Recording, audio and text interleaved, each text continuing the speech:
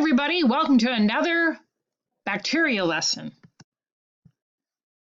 You want to make sure that either you have this printed or you're going to handwrite these in a notebook because you can use these notes on the exam that we take, and so that would be very beneficial to you. To begin with, we want to know how bacteria are classified. And we skipped a little bit of this because we skipped chapter 16. But there are 6 kingdoms in the biological world. So things like plants, animal, fungi, protists, they all have their own kingdom. And one of those kingdoms is the eubacteria. And these are the 3 qualities that all members of the kingdom eubacteria would have. These are one-celled organisms that have no nucleus, and they have a substance in their walls, peptidoglycan. And we'll talk a little bit more about that later and why that's important. Are all bacteria bad? Well, no. So please, on your notes, list at least 2 ways that bacteria are beneficial. You can see they help us make some food products. We can genetically alter them to help in some medical situations. They're the key recyclers or composters. They break down all the dead leaves and branches and animals and whatever. And so they're very important in recycling things. We also talked about the nitrogen cycle and how there are bacteria that can take nitrogen out of the air and make it a form that plants can use. And then there's also some bacteria that release nitrogen back into the air. We know though some bacteria are harmful. They can spoil our food, and they can make us sick.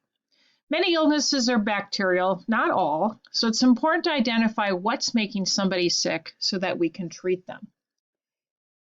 If you look on your notes, then it says, what are 2 ways disease bacteria cause damage?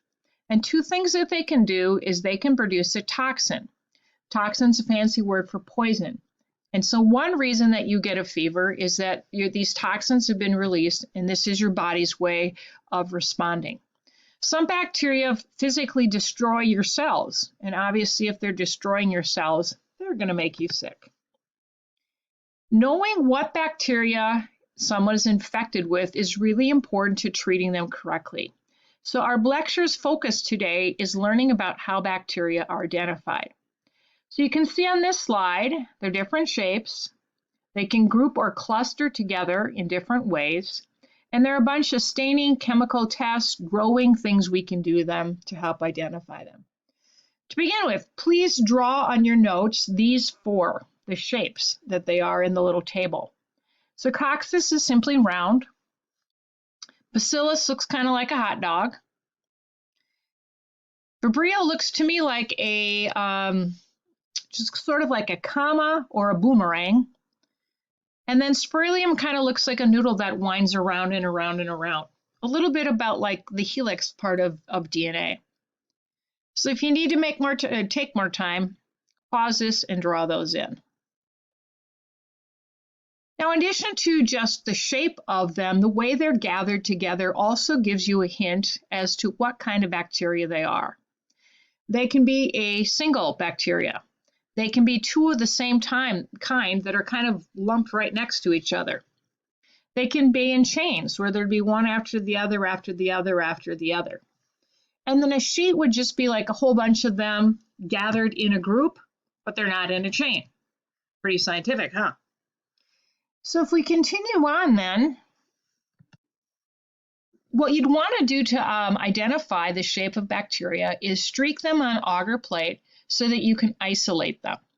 So what you see in the first picture over here, I don't know if this little arrow will work, but on the left, you have the inoculating ring, and you've taken some sample.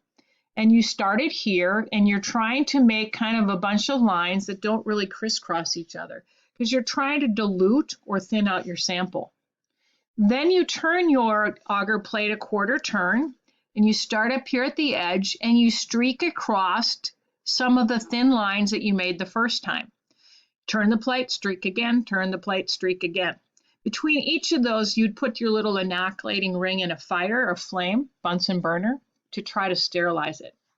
So what you see on these plates is as you have these crisscrosses, they get thinner and thinner until you have individual colonies.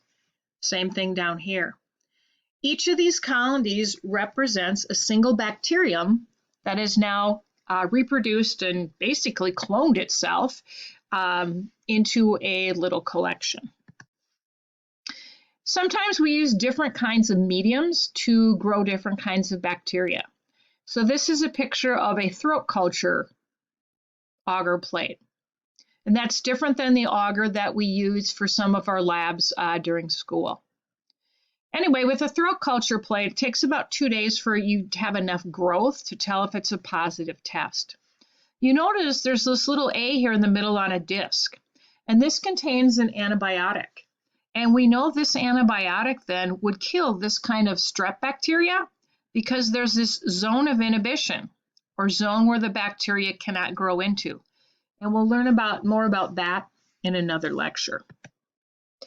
All right, gram staining is one of the gold standards for a clue as to decide what kind of bacteria that you're looking at. So if you will go look at your table and you will see it says gram positive, gram negative. If you'll at least on this slide write the colors. Gram positive things after this 4-step process, as you see on the left, will still be purple. Gram negative things after the 4 steps you've gone through will appear pinkish or red. So I'm a Vikings fan and I think that's positive, so that's how I remember purple for Vikings, purple for positive. Anyway, briefly, what are these 4 steps? Well, you'd have some of those little bacteria that you collected from that single colony smeared on a slide. Then you dry the slide. Then you add some crystal violet. And whether it's gram negative or gram positive, your slide's going to look purple. Then you're going to eventually add some grams iodine, thus the name gram test. And again, both sides are still going to look purple. Then we use alcohol or acetone as a decolorizer.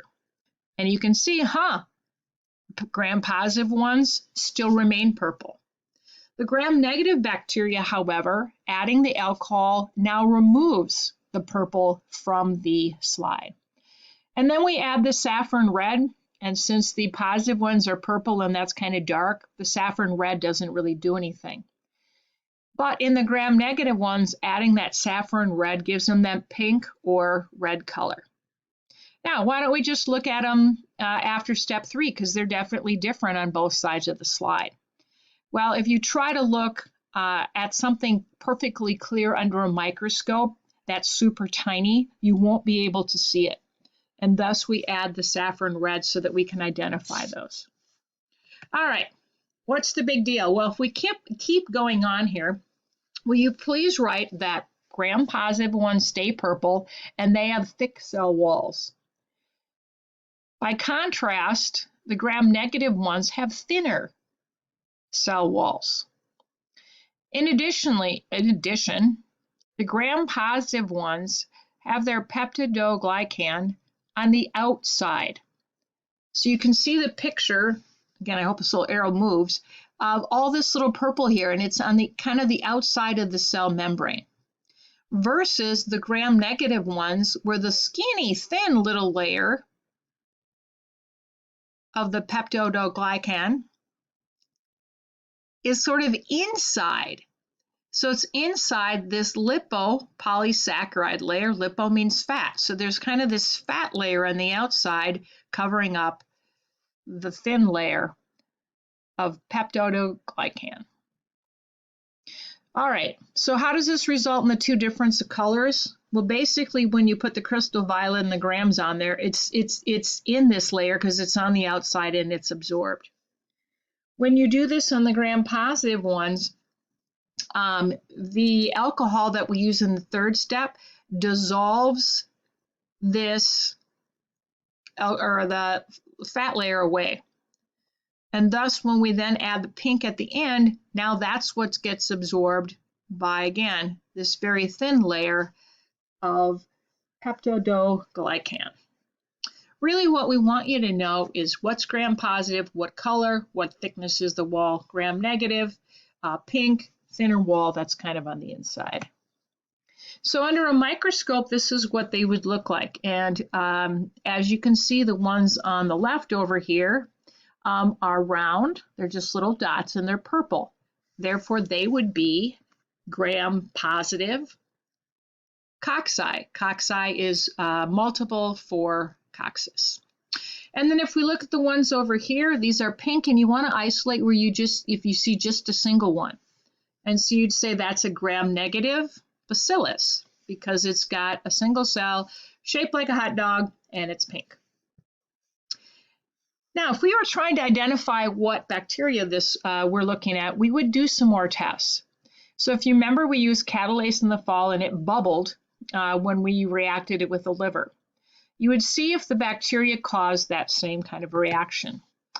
A motility test is putting some of the bacteria like stabbing them straight down into some agar, as you see over here. And then you look over time to see if the bacteria have the ability to move from where they started through the agar. Now this picture is very complicated and probably not super clear, but you can see on the top here it starts with the gram test. And you just work your way down with the results until you find an identification of the species of bacteria you're talking about. So these are gram-negative. Now we're going to do an oxidase test. Again, that's another test. If they're negative, we go to this side. If they're positive, we go to this side. If this test was positive, we now look at the shape. And then we do some other tests until we get down to one of these boxes that has a list on there. So Streptococcus pneumonia, that's the version of bacteria that causes pneumonia. Strepto means that they're going to be lined up in a little strip, and coccus means that they're round. So the last statement on your note says, features and characteristics of bacteria are very important to identify them so that we know if they are harmful, and if they are, what kind, so we know how to treat them. So that's the whole purpose of knowing these things about shape, arrangement of bacteria. Now, if we were still in school, we'd go into a lab, we'd use some microscopes, we'd have all kinds of activities going on. But instead, you are going to follow up with the 2 practice quizzes, which are really worksheets that follow.